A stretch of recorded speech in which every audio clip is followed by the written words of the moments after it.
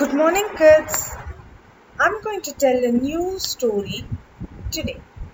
The story is about the boy who cried wolf. The story about telling lies and the consequence he faced because of telling lies. Once upon a time, there was a shepherd boy who looked after a flock of sheep. He was very bored and wanted to play a trick. He decided to pretend that there was a wolf coming to eat the sheep.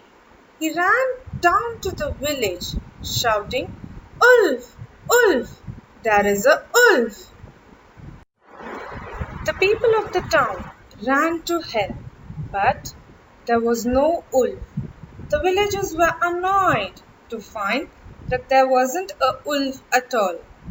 The villagers were angry. The boy laughed and made fun of the people.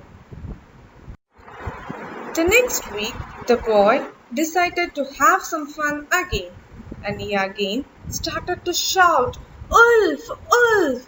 There really is a wolf! Please help!"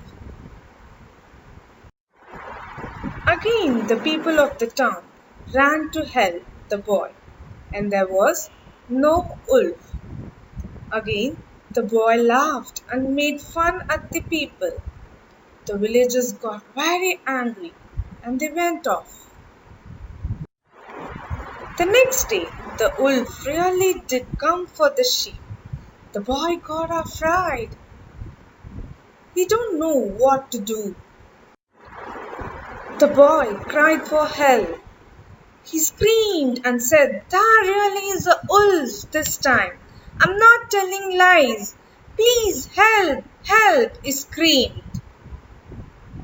Do you think the villagers came to help him? Of course not.